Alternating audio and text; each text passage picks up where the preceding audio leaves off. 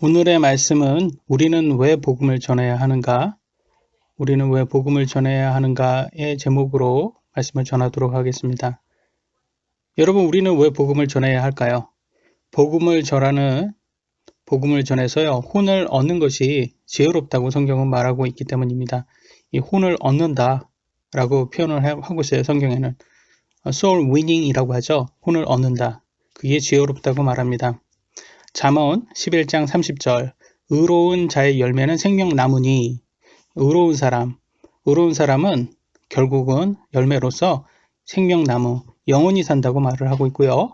또 혼들을 얻는 자는 지혜롭다라고 하고 있어요. 혼들을 얻는다라는 것은 곧 많은 사람들에게 복음을 전해서 그들을 구원시켜서 보상을 받는다는 겁니다. 그래서 혼들을 얻는다라는 것은 지혜롭다라는 표현은 많은 사람들에게 복음을 전한 사람들은 보상을 받기 때문에 그것이 지혜로운 거다라고 표현을 하고 있습니다. 그래서 모든 크리스찬들의 특권은 혼들을 얻을 수 있는 특권을 가졌고요. 복음을 전해서.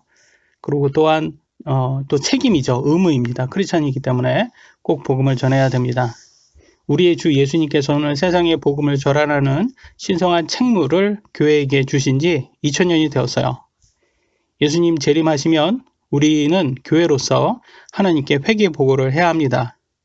우리는 구원받은 후에 여전히 나 자신을 위해 살았다면 어떤 보상을 받지 못하게 됩니다. 어떤 보상도 받지 못하게 되죠. 고린도전서 3장 15절에 나와 있습니다. 어떤 사람의 일이 불타면 그는 보상의 손실을 당하리라. 그러나 그 자신은 구원을 받되 불에 의해 받는 것 같이 받으리라.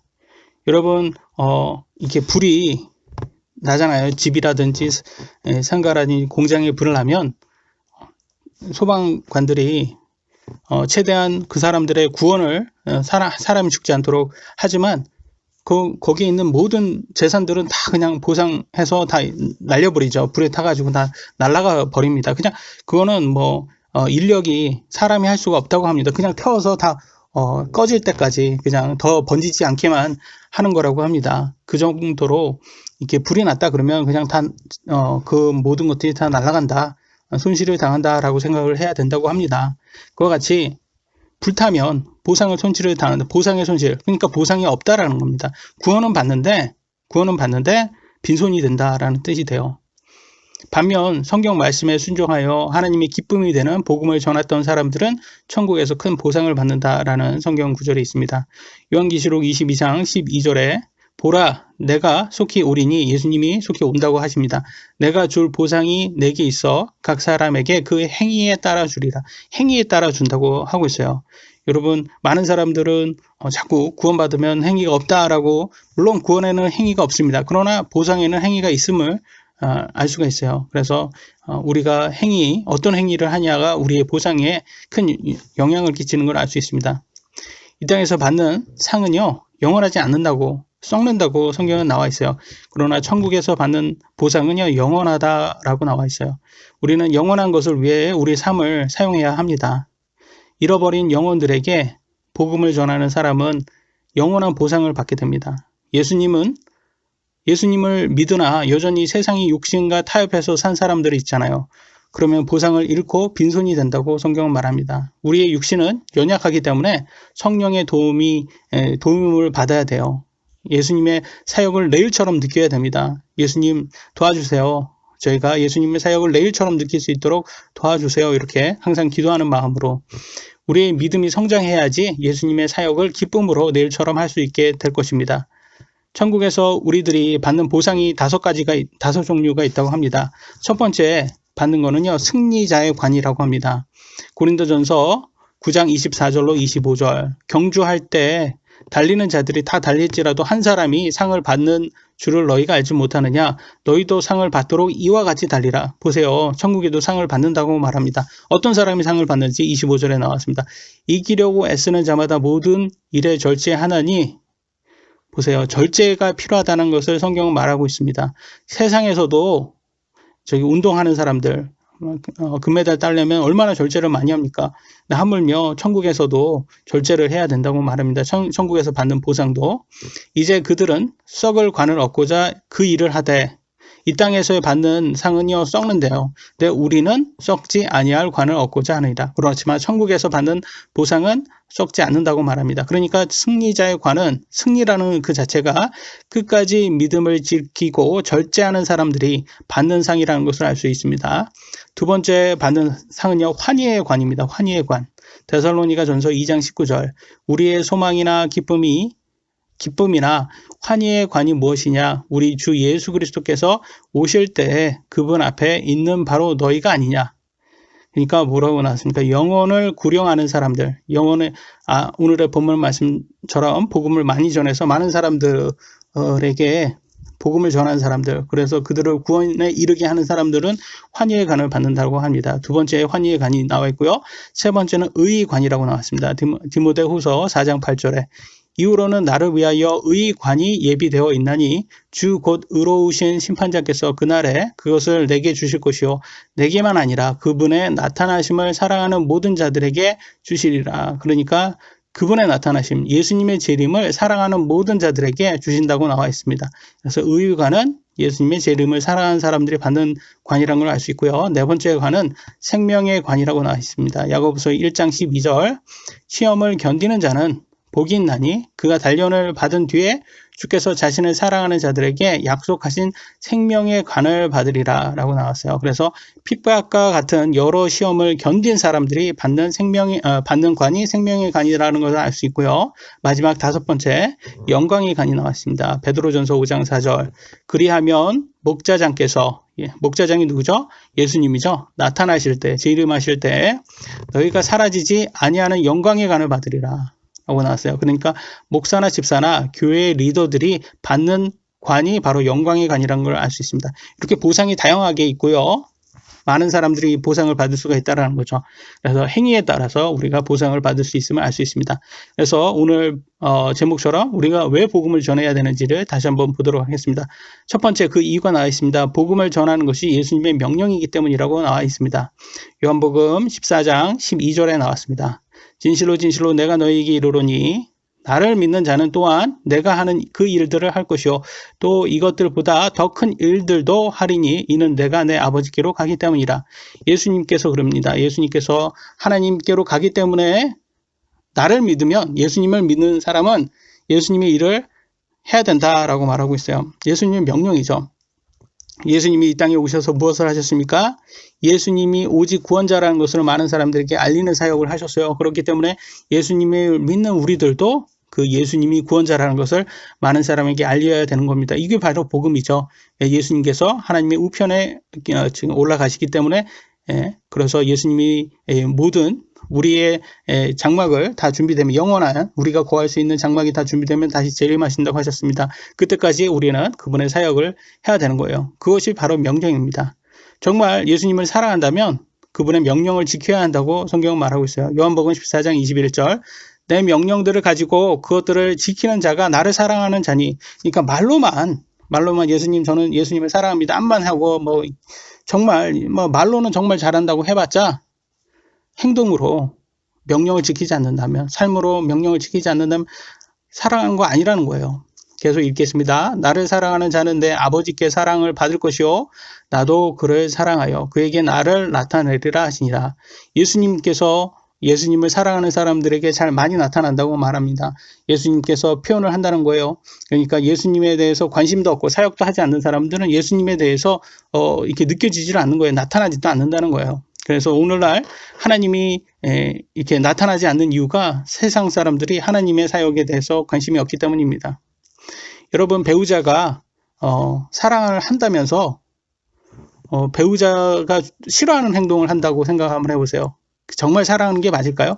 아닐 것입니다. 정말 배우자를 사랑하면 배우자가 좋아하는 행동을 하게 되어 있습니다. 우리가 정말 예수님을 사랑한다면 예수님이 좋아하는 행동을 하게 되어 있어요. 우리가 믿지 않는 사람들에게 예수님의 말씀을 전하는 것이 매우 중요합니다. 성경 말씀의 교리와 철학은 사탄의 교리와 철학과 반대예요. 그들의 이 사탄의 교리와 철학에서 사람들을 구원해주는 교리와 철학이 있죠. 오늘날 세상은 좌파 무교인들의 세상이라고 볼 수 있습니다. 오늘날 특히 대한민국은 거의 다 무교인들이 대부분이에요. 그들은 뭐 자유의지로 자신들이 무교를 선택했다고 생각하지만 안 그래요. 사실 환경이 말해주고 있습니다. 어려서부터 받았던 환경이라든지 미디어라든지 TV를 통해서 사탄이 자꾸 거짓을 숭배라고 가르쳐 왔기 때문에 그것을 믿고 숭배하는 것 뿐입니다. 오늘날 좌파 정치인들 한번 보세요. 그들의 부독적인 거짓말들이 너무나 명백하게 드러나고 있어요. 오늘날 지금 정말 많은 사람들이 자꾸 거짓말 했다는 게 그래서 다 구속되고 있는, 점점점 구속되고 있어요. 그 사람들이. 대개문 추종자들이 거의 지금 정말 종교 집단, 사이비 종교 집단처럼 좌파 정치인을 우상화하고 옹호하고 있어요. 좌파나 우파나 인간은 다 거짓말쟁이에요. 이미 성경에서 하나님께서 말씀하셨습니다. 누구나 거짓말 할 수 있어요. 거짓말 하고 있고요. 그러나 거짓말이 드러나면 책임을 지는 사람들이 있어요. 그리고 자리에서 내려오는 사람들이 있어요. 그 우파들이 보통 그럽니다. 예전에도 그랬어요. 근데 이 좌파들은요, 전혀 반성도 하지 않고 인정도 하지 않아요. 참 신기해요. 그래서 좌파들이 참 대단하다라는 생각이 들 정도입니다. 조국의 부인이 자녀 부정 입학으로 4년형으로 받고 구속이 이미 되었습니다. 예전 같았으면 이렇게 구속 받기도 전에 이미 부정 입학이라고 해서 조국 딸이 학위도 다 잃고 그래야 되는데, 전 정권 같았으면. 근데 지금 한번 보세요. 지금 딸이 어떻게 됐습니까? 부정 입학으로 얻은 학위로 조국의 딸이 의사 고시까지 보고 의사가 되었어요, 이미. 그리고 대개문들은 조국에게 축하한다고 열렬히 지지하고 있습니다. 이상하잖아요. 전 정권에 비해서. 이들에게는 자신들의 목적을 위해서는 과정이 얼마든지 거짓이고 부정이어도 전혀 상관없다는 거예요. 거짓도 괜찮아. 사상 어디에서 나왔을까요? 거짓의 압이 사탄에서부터 온 거예요. 요한복음 8장 44절에 나왔어요. 너희는 너희 압이 마귀에서 났으며, 그러면 이 마귀가 어떤 존재인지 우리가 알아야 되죠. 너희 압의 욕망들을 행하려 하느니라. 그는 처음부터 살인자요. 마귀는요, 살인자입니다. 자기 속에 진리가 없다고 나왔어요. 없으며 진리 안에 거하지도 아니하고 거짓말을 할 때 자기의 것으로 말하나니 이는 그가 거짓말쟁이요 거짓의 압이기 때문이라. 그래서 이 거짓을 해도 전혀 상관없어 하잖아요. 이 좌파들은. 왜? 마귀의 자식들이기 때문에 그런 거예요. 조금이라도 거짓을 하면 사람이 찔려야 되고 양심이 찔려야 되고 그래야 되는데, 얘네들은 양심을 인두로 지진 사람들처럼 전혀 느끼지를 못하는 거예요. 양심의 가치액이 없어요. 우리 예수님은요, 하나님의 아들임에도 하나님의 명령에 순종하셨잖아요. 하나님의 명령대로 십자가에서 우리를 대신해서 죽기까지 하셨어요. 다시 부활하시고 예수님의 제자들에게 무엇을 명령하고 마지막으로 명령하셨습니까? 복음을 전하라고 명령하셨습니다. 마태복음 28장 19절로 20절에 나와 있습니다. 그러므로 너희는 가서 모든 민족들을 가르치고 세상의 모든 사람들에게 성경을 가르치라고 나왔어요. 아버지와 아들과 성령의 이름으로 그들에게 침례를 주며, 그러죠. 그래서 교회 가는 것이 이거죠. 성경 가르치고 예수님 믿기에 복음을 전하고 믿은 사람들에게 침례를 주죠. 20절 무엇이든지 내가 너희에게 명령한 모든 것을 그들에게 가르쳐 지키게 하라. 보세요. 지키기까지 하라고 나와 있어요. 명령을 그냥 가르치기만 하면 되는 게 아니에요. 지키기까지 해야 된다는 거예요. 보라, 내가 세상의 끝까지 항상 너희와 함께 있느니라 하시니라. 아멘. 예수님은 모든 명령을 가르치고 지키게 하라라고 해서 이게 바로 지상 명령입니다. 인간들은 가르치기는 잘하지만 지키지는 않습니다. 의사 한번 보세요. 환자에게 술은 마시지 말라고 그렇게 말은 참 잘해요. 근데 정작 술을 제일 많이 마시는 사람들 중에 하나가 의사입니다.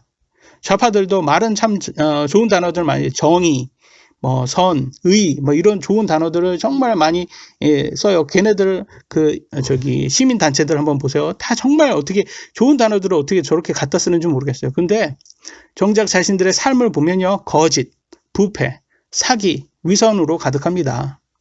바리새인들도요, 예수님과 그분의 제자들을 죽이기 위해서 어떻게 했습니까? 하나님의 명령을 이용해서 그들을 죄인으로 만들어서 죽였어요. 아주 위선자들이었죠. 사탄의 자녀들은요, 하나님의 자녀들을 과거도 그렇고 현재도 그렇고 항상 싫어하고 핍박하고 죽이려 합니다. 오늘날 성경대로 예수님 믿으면 사람들이 좋아할까요? 싫어할까요? 정말 싫어합니다. 교회는 특히 성경대로 가르치면요, 그리고 우리의 연약함을 인정하고 우리가 절제해야 돼, 인내해야 된다 이렇게 가르치면 인기가 없어요, 사람들은. 그런데 오히려 사람들이 좋아하는 대상들이 어떤지 완벽하게 말하고 완벽하게 보이는 사람들, 목사나 교주들 이런 사람들은 인기가 많습니다. 그래서 무소유를 주장했던 해민 스님, 참 이게 들통나기 전까지는 얼마나 저 사람은 어떻게 욕심도 없냐 저렇게 하버드까지 나오고 그래서 많은 사람들의 존경의 대상이 됐어요. 또 기부를 많이 하는 사람들이 있어요. 그런 기부 많이 하는 연예인들, 커플 이런 사람도 있어요. 그런 사람들은 자기 이름 명의로는 집도 없다고 막 그렇게 대단한 듯이 떠들었어요. 그러니까 사람들이 저렇게 기부도 많이 하고 어떻게 저렇게 욕심이 없냐, 저렇게 선하냐 이렇게 사람들이 막 그랬단 말이에요. 근데 알고 보니까 해민 스님은 페라리와 고급 주택을 가지고 있었고 연예인 커플 좀 기부를 정말 많이 한다는 그 커플 보니까 서울에서 수천만 원의 월세를 받는 사람이었다는 거죠. 집을 가진 사람이죠. 아주 고급 주택을 가진 사람. 그리고 불법으로 집을 개조해서 수천만 원의 월세를 받았고. 그러니까 뒤에서는 다 그렇게 뒤에서는 다 자신의 이득을 위해서 하고 겉으로는 막 위선을 떨었단 말이에요. 그러니까 자신의 이미지를 선하게 만드는 거에서 장사를 하는 거예요, 이게. 인간은 모두 욕심이 많습니다. 그죠?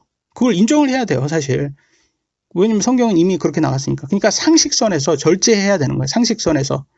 그래서 그렇게 상식선에서 절제해야 된다는 목사가 오히려 설득한 거죠. 근데 많은 사람들은 자꾸 이상한, 완벽한 사람을 자꾸 찾아요. 그러다가 결국 사기꾼이나 거짓 대언자들에게 속는 거예요. TV에 나와서 기부 많이 하고요. 자신의 욕심 없는 척 이렇게 하는 사람, 무소유 주장하는 사람 다 이렇게 다 의심해 봐야 돼요.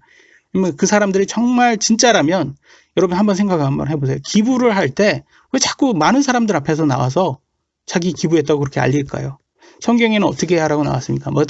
마태복음 6장 3절에 오직 너는 구제할 때 내 오른손이 하는 것을 내 왼손이 모르게 하여. 무슨 말입니까? 기부할 때 사람에게 알리지 말라는 거예요. 왜? 기부를 한다는 그 자체가 이미지 관리를 한 거잖아요. 그래서 정말 선한 사람들은요, 많은 수억대를 기부하면서도 조용히 기부합니다. 조용히 해요. 남들 모르게. 근데 자꾸 막 알리는 사람들 있잖아요. 도와주는 척 알리는 사람. 그거 다 뒷돈 챙기는 사람들이에요. 위안부 할머니 도와주는 척 하면서 40억 뒷돈 챙기는 윤미향 같은 사람들. 그리고 자기 성공했다고 자랑하고 수억대 슈퍼카 이렇게 사진을 올리고 그렇게 주식 투자 매니저들 이런 게 다 사기꾼들이었다는 것을 뒤에 보면 다 시간이 지나면 다 나옵니다. 옛날에는요 전도왕이라고 해서 교회에 많은 사람들을 데리고 오고 그렇게 하면 전도왕이라고 막 인정도 해주고 그랬는데 오늘날은요 좌파 교회들이 너무 많아서 교회라고 다 믿을 수 있는 곳이 안 됐어요. 이제는 교회가 이상한 교회들이 너무 많아요. 이게 시간이 지나니까 다 드러나는 거예요. WCC, KNCC 이런 좌파 교회들이 타종교와 연합을 해서 예수님 외에도 구원이 있다고 가르치고 교회가 오히려 사탄의 교리를 가르치는 곳이 되어버렸어요. 그래서 각 성도들도요 꾸준히 성경을 읽고 연구해서 자신의 교회가 성경적인지 아니면 일부 성경은 인용하지만 감성을 자극해서 말씀의 진리보다는 감성에 많이 치우쳐는 것은 아닌지 구분할 수 있어야 돼요. 이 좌파 교회들이 감성적인 말은 정말 잘해요. 그래서 아주 눈물은 아주 쏙 뺀다니까요. 그런데 알고 보면 남는 거 하나도 없어요. 그냥 눈물만 빼고 그래서 지금 카타르시즘 이런 식으로 해가지고 나이가 대단해진 것처럼은 느껴지게 하는데 하나님 말씀 이렇게 지키고 명령 지키는 것에는 별로 도움이 안 돼요. 그런 것들이. 그냥 그때뿐입니다. 예수님은 우리에게 복음을 전하라고 명령을 하셨습니다. 그것이 예수님의 기쁨이 된다고 말했죠. 두 번째, 우리가 왜 복음을 전해야 됩니까?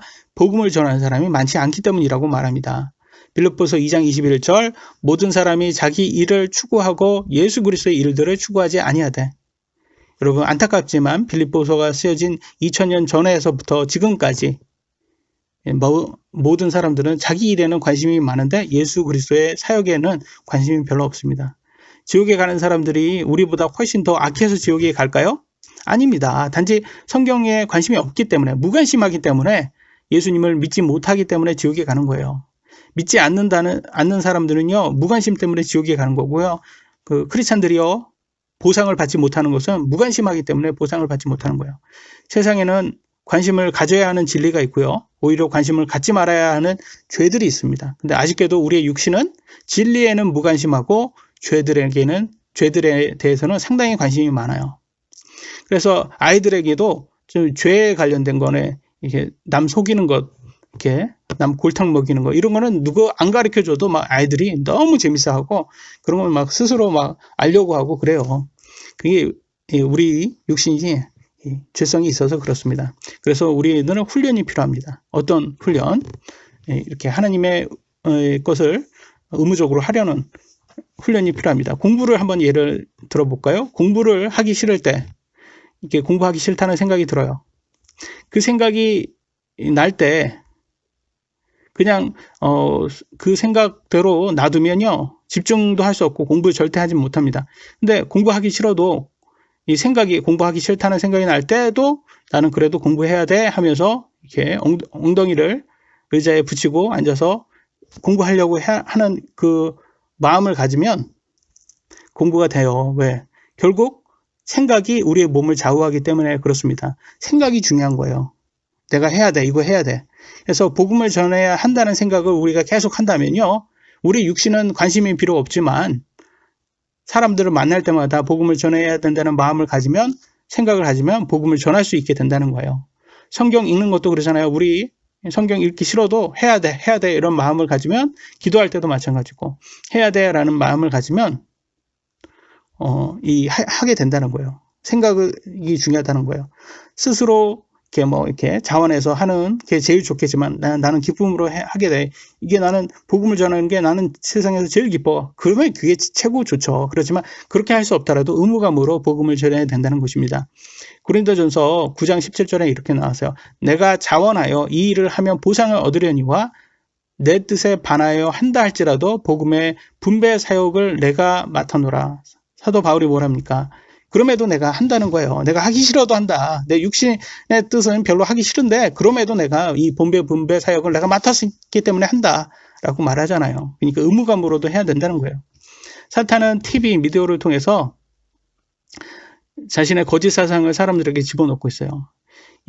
특히 문화전쟁이라고 해서 좌파 감독들이 대부분 예전에 군 시대 때는 정치적으로 많이 못 갔잖아요. 얘네들이 다 빨갱이, 이 공산주의자들로 다 드러났기 때문에 못 갔어요, 옛날에. 그러니까 얘네들이 다 어디로 갔냐면 이 능력은 많은 사람, 똑똑한 사람들이었죠. 그러니까 이 사람들이 다 문화 쪽으로 갔어요. 다 감독이 되거나 영화 쪽이라든지 드라마 쪽이라든지 다 미디어 쪽으로 많이 갔어요. 그래서 운동권 했던 사람들이죠. 그래서 그들이 뭐를 어떻게 했습니까? 항상 운동권 학생들을 피해자처럼 묘사했고, 또 그들을 심판하는 검찰들을 악으로 묘사를 했단 말이에요, 과거에는. 근데 시간이 지나서 이제 50대 이런 사람들이요, 과거 50대 운동권 사람들이 나와서 이제 전향한 사람들이 나와서 증언할 때 뭐라고 하냐면, 실제 그들이 북한 간첩에 지령을 받고 활동을 했다고 증언을 해요. 그러니까 간첩이었다라는 거예요, 간첩. 그러니까 그때 검찰들이 했던 게 그게 잘못된 게 아니라는 거예요. 근데 지금 운동권 애들이요, 막 자기는 선인 것처럼 그렇게 꾸준히 영화 쪽으로 해가지고 우리들을 이렇게 속여왔던 거죠. 물론 7, 80년대 젊은 대학생들, 운동권 애들은요, 사이비 종교처럼 빠졌던 거야, 그 운동권을. 그래서 세상을 바꿀 수 있다. 군 정권, 독재 정권을 바꿀 수 있다라고 했던 거죠. 그러니까 결과적으로 걔네들도 사이비 종교에 빠졌던 거예요. 근데 알고 보니까 걔네들이 군 독재 정권에 핍박받은 사람들이 아니라 실제는 간첩들이었다라는 거죠. 시간이 지나니까 이렇게 나오잖아요. 그리고 오늘날 그들이 항상 그래요. 이렇게 드라마 같은 데 보면 재벌들이 60 많은 자녀들을 부정 입학시키려고 갑질하고 막 이렇게 그렇게 묘사하잖아요. 근데 실제로 현실에서 누가 부정 입학을 시켜요? 조국 같은 강남 좌파들이 실력도 없는 자녀들을 부정 입학시키잖아요. 그러니까 실제 재벌들이 거짓말을 하는 것보다는 오히려 준재벌에 해당되는 이 강남 좌파들이 거의 하는 것 같아요, 지금. 가난한 사람도 의인과 악인이 있듯이 부자들도 의인과 악인이 있어요. 물론 부자들도 나쁜 놈들 많죠. 근데 착한 사람들도 있단 말이에요. 가난한 사람이라고 다 선합니까? 아니에요. 의인과 악인이 분명히 있어요. 그런데 모든 부자들을 다 악으로 묘사하는 이유가 뭘까요? 그 부자들의 재산을 자신들이 빼앗기 위해 명분을 얻으려는 것뿐입니다. 그래서 많은 대기업들, 중국처럼 국유화해서 정권을 잡은 그들이 중국 공산당처럼 어마어마한 부를 누리기 위한 거예요. 대기업 무너지면요, 연관된 중소기업들 다 무너집니다. 그러면 국가 부도의 날이 또 올 수가 있는 거예요. 그리고 그렇지만 좌파들은 그렇게 하겠죠. 자기네들은 그러나 부자 되었기 때문에 상관없다 하겠지만 수많은 저소득 가정들은 무너지게 되는 겁니다. 요즘 무분별하게 정부가 코로나를 핑계로 자영업자들의 영업을 못하게 해서 많은 빚을 진 자영업자 중에서 자살까지 하는 사람들이 나오고 있어요. 좌파가 장기 집권을 할수록 더 많은 피해자들이 나올 거예요. 좌파 사상은 사탄의 사상일 수밖에 없어요. 인간 스스로의 힘으로 유토피아를 건설할 수 있다? 절대 불가능합니다. 유토피아는 예수님께서 건설하는 거예요. 그게 천년왕국이죠. 우리가 복음을 전해야 많은 사람들이요, 예수님을 믿고 예수님의 유토피아 왕국에 들어올 수가 있는 겁니다. 요한계시록 20장 6절에 나와 있습니다. 첫째 부활에 참여하는 자는 복이 있고 거룩하도다. 첫째 부활 언제입니까? 예수님 재림할 때 예수님 믿는 교회들이 부활하는 첫째 부활이죠. 둘째 사망이 그들을 다스릴 권능을 갖지 못하고 도리어 우리는 둘째 사망을 당하지 않죠. 둘째 사망은 뭡니까? 바로 불호수에 들어가는 거죠. 혼이. 그들이 하나님과 그리스도의 제사장이 되어 1000년 동안 그분과 함께 통치하려다. 이게 1000년 동안 통치라는 말이 이게 바로 천년왕국을 뜻하는 것입니다. 마지막으로 우리는 왜 복음을 전해야 됩니까? 복음을 전하지 않고 조용히 있는 것이 죄이기 때문입니다. 야고보서 4장 17절에 이렇게 나왔어요. 그러므로 선을 행할 줄 알고도 행하지 아니하는 자에게는 곧 그에게는 그것이 죄가 되느니라. 선을 행할 줄 알면서 하지 않은 게 오히려 그게 죄라고 성경은 말합니다. 지옥에 가는 세상 사람들에게 가장 선한 행동은 뭘까요? 특히 가난한 사람들에게 그냥 돈만 더 주고 그러면 조금 더 잘 사는 지옥에 가는 사람밖에 안 되는 거예요. 그러니까 정말 사람들에게 필요한 거는 지금 당장에는 더 물질적으로 도움도 필요하지만 그보다도 더 궁극적인 것은 진리를 전하는, 복음을 전하는 게 더 필요합니다. 진리를 전하지 않으면 그것이 죄가 된다고 성경은 말합니다. 바울은 자신이 복음을 전하지 않으면 화가 있다고 말합니다. 고린도전서 9장 16절. 내가 복음을 선포할지라도 자랑할 것이 없나니 이는 필연적으로 내가 해야 하기 때문이라. 만일 내가 복음을 선포하지 아니하면 참으로 내게 화가 있으리로다. 우리가 복음을 전하지 않으면요, 하나님은 우리에게 지옥 간 사람의 피를 요구한다고 우리에게 요구하신다 하셨습니다. 에스겔서 3장 18절에 나와 있습니다. 내가 사악한 자에게 말하기를 내가 반드시 죽으리라 할 때에 내가 그에게 경고를 주지 아니하거나 그 사악한 자에게 말로 경고하여 그의 사악한 길에 떠나 그 생명을 구원하게 하지 아니하면, 여기에서 볼 때 사악한 자는 하나님 말씀을 믿지 않는 사람들이에요. 그들에게 예수님이 오직 구원자십니다, 예수님을 믿으셔야지 지옥에 가지 않습니다, 이런 걸 설명하지 않으면 그게 죄가 된다는 거예요. 보세요. 어떤 거를 묻는지 하나님께서 바로 그 사악한 자는 자기 불법 가운데서 죽으려니와, 이 사람이 천국 가고 믿고 안 믿고는 이 사람에 따라 이 사람의 결정인 거죠. 그거에 대해서는 묻지 않아요. 그렇지만 경고를 하냐 안 하냐는 우리 책임이라는 거예요. 보세요. 그의 피는 내가 내 손에 요구하리라. 그의 피는 우리한테 요구한대요. 우리가 경고하지 않으면 그에 대한 피를 요구한다고 하셔요. 이게 어떤 것을 얘기할까요? 결과적으로는 우리에게 어떤 영향을 끼치냐면 우리의 보상을 잃게 만든다는 거예요. 결과적으로는. 우리가 책임이 있다는 거야. 그들이 진리를 몰라서 지옥에 갔어요. 하나님 앞에 섰을 때, 하나님, 우리 가족 중에서는요, 크리스찬들이 있었어요. 근데 그들은 저에게 한 번도 예수님의 복음에 대해서 제대로 설명한 적이 없어요. 한 번도 저에게 성경을 이해하게끔 도와준 적 없어요. 이렇게 했을 때, 그렇게 말할 때 분명히 하나님께서 그 얘기를 듣고 그 크리스찬들, 가족 중에서 크리스찬에게는 그의 피해를 요구한다고 하는 거예요. 보상을 잃게 되겠죠. 때로는 우리는 가정의 평화를 위해서 믿지 않는 가족들에게 복음을 전하기를 꺼려합니다. 적어도 나 자신은 구원을 받았기 때문에 안전하다 생각합니다. 하지만 성경에는 진리를 전하지 않으면 책임을 묻겠다 하셨습니다. 굉장히 중요한 거예요, 여러분. 많은 사람들은요, 그냥 나는 그냥 가정의 평화가 더 중요하지만 그것은 가정의 평화가 아니라 거짓이에요, 거짓. 거짓과 타협한 거예요. 우리가 전하지 않은 만큼 우리는 보상을 잃게 되는 거예요. 이 땅에서는 물질을 열심히 일하면 다시 벌 수 있어요, 물질은. 그러나 천국에서 보상은요, 잃으면요, 영원히 찾지 못합니다. 천국 갔으니 보상 있고 없고가 별 차이 없다라고 생각하는 사람들이 많은데 차이가 많이 없으면 굳이 보상을 왜 언급하실까요? 차이가 있다라는 거예요. 그러기에 바울은 복음을 전하지 않으면 자기에게 화가 있을 거라는 표현을 했잖아요. 그 말은 뭐예요? 보상이 중요하다라고 말을 한 거죠. 이미 바울은 구원을 받은 사람이잖아요. 그런데도 화가 있다고 표현한 거예요. 그건 굉장히 중요하다는 거죠. 우리가 복음을 전하지 않으면 악인들과 아주 평화롭게 싸우지 않고 살 수 있습니다. 지금 북한의 그 입맛에 맞춰주면 북한하고 평화롭게 살 수 있잖아요. 싸우지 않고 살 수 있잖아요. 그게 지금 좌파가 하는 거잖아요. 근데 그 평화는 가짜 평화인 거죠. 언제든지 그들의 입맛에 맞추지 않으면 언제든지 위협을 하잖아요. 미사일 쏘고. 그런데 현 정부는 항상 발사체라고 거짓말하고. 그거는 가짜 평화인 거죠. 정말로 그들에게 이 평화는, 그거는 가짜 평화는, 그거는 의미가 없는 거예요. 사탄은 우리가 진리를 전하지 않고 조용히 있기를 원하기 때문에 조용히만 있으면 사탄 건들지도 않아요, 우리를. 여러분이 사탄과 평화롭게 지내는 게 그게 하나님의 기쁨이 될까요?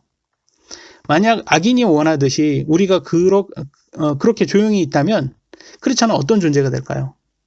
존재의 의미가 없어지는 거예요. 여러분이 예수님을 개인 구주로 믿었잖아요. 근데 왜 하나님께서 바로 즉시 여러분을 천국에 데려가지 않을까요? 그 이유가 있기 때문이겠죠? 그 이유는 뭘까요? 이 땅에 남아서 빛과 소금이 되라는 것입니다. 빛과 소금. 마태복음 5장 13절에 이렇게 나왔습니다. 너희는 땅의 소금이로되 만일 소금이 제 맛을 잃으면 무엇으로 그것을 짜게 하리요? 그 뒤에는 그것이 아무 쓸모 없으므로 버려져서 사람의 발밑에 밟힐 뿐이라. 오늘날 전 세상이 좌파 공산주의로 물들어가는 이유가 뭘까요?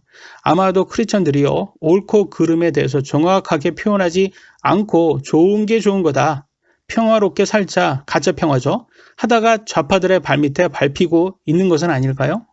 오늘날 많은 대형교회들이요, 현 정부, 이 좌파 정부하고 너무 잘 지내고 있어요. 왜 좌파 정부가 원하는 대로 그렇게 조용히 교회에서 정치 얘기 안 하고, 좌파 신도들이 다 떨어져 나가니까 무서워서 전혀 얘기하지 않아요. 그런 교회들이 너무 많습니다. 대형 교회들. 그런 목사들이 진리를 선포하는 것보다 그들이 원하는 것 볼까요? 지금 대형 교회잖아요. 그러니까 참 이렇게 더 많은 사람 모아서, 더 많은 헌금 모아서, 더 큰 교회, 더 아주 멋있는 건물 지어서 자신들 성공한 목사라고 인생에 자랑하는 게 그들의 목표이기 때문에 그런 거예요. 아주 잘못된 진리가 없는 그런 목사들이 타협하는 거죠, 거짓과. 삼성 부회장이 현 정부에서 바짝 엎드려서 잘 보이려고 하다가 결국 뒤통수 맞고 다시 감옥에 갔습니다.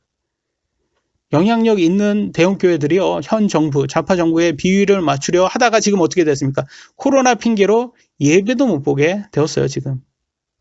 악한 세력들과 타협해봤자 그들에게는 핍박의 대상밖에 안 돼요.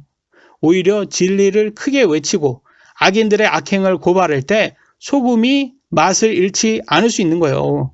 소금이 제대로 된 소금이 될 수 있는 거예요. 디모데후서 4장 2절. 말씀을 선포하라. 때에 맞지 아니하든지 긴급히 하라. 모든 오래 참음과 교리로 책망하고 꾸짖고 권면하라. 우리가 환영받을 때만 말씀을 선포하고 핍박받을 때는 말씀을 선포하지 않는다면 알곡으로 우리 자신을 증명할 수가 없게 됩니다. 때에 상관없이 말씀을 선포해야 합니다.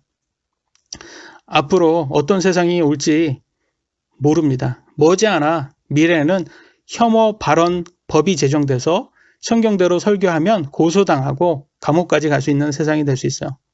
지금 트럼프 대통령 계정도 다 삭제되었잖아요. 그렇기 때문에 실제로 제대로 말하며 좌파 정부를 비판하면 지금 삭제되는 그런 지금 시대예요. 실제로 말하면 진리를 말하면 삭제되는. 그러니까 좌파 정부를 비판하는 온라인 설교들도 머지않아 다 삭제될 수도 있어요. 그러면 진리를 정말 들을 수 없는 그런 시대가 올 수도 있어요. 7년의 환난이 언제 올지 우리는 정확히 알 수는 없지만 이방인의 수가 충만할 때 예수님의 재림하고 심판이 온다고 분명히 말씀하셨습니다. 그때까지 우리는 신실하게 예수님의 복음을 선포하여 예수님께 칭찬받는 성도들이 되기를 예수님의 이름으로 기도합니다. 여기까지 하도록 하겠습니다. 기도하시겠습니다.